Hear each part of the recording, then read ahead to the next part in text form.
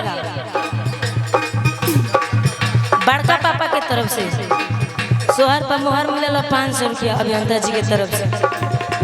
आए आप नाम धैनी अभियंता जी के तरफ से। अभी पापा के तरफ से बाकी को देखिए अभी निकलता। हाँ कि ऐसन मनोहर मंगल मूरत सुहावन सुंदर सुरात हो।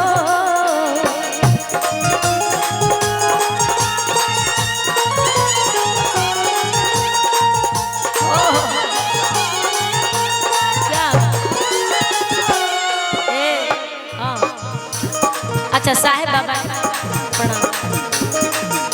कि राजा जी करे तरहल हाँ जरूरत मुहूर्त खूबसूरत हो।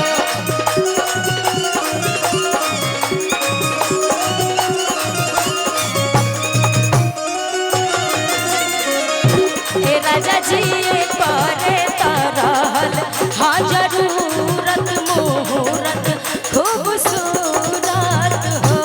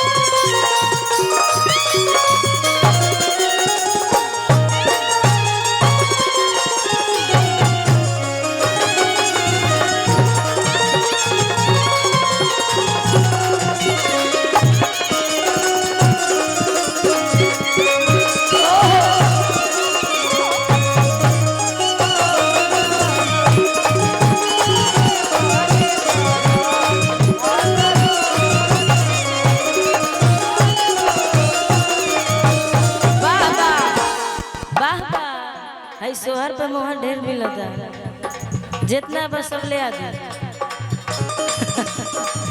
और कैसे बाप बा। अच्छा अभिषेक बाबा जी की तरफ से आशीर्वाद बा। काहे अरविंद भैया काहे बैठल बा रउआ दिक्कत बा कहाँ हम बस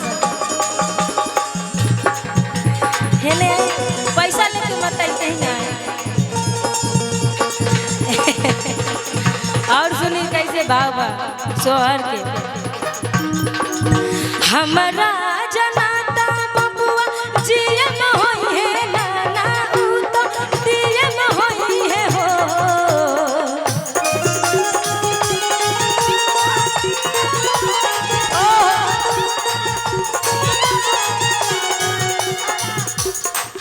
ए यहाँ के बन अच्छा उपेंद्र पांडे बाबा यहाँ के। अच्छा डॉक्टर साहब अच्छा रंजय भैया की तरफ से भी ढेरे आशीर्वाद बा कि हमरा जनाता बबुआ जिए में होई है नाना ऊ तो जिए में होई है हो। विकास जी रुपया ले लिए धनी हो सब धन तोहरे नु बाटे धनी हो सब धन तोहरे नु बाटे।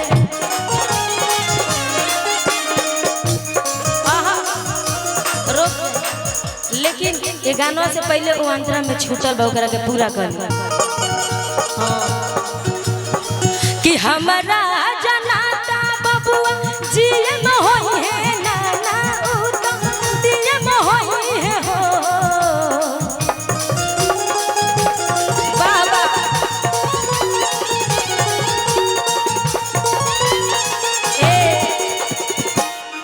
हमनी के गर्जीवन अरविंद भैया के तरफ से ढेर आशीर्वाद मिलल।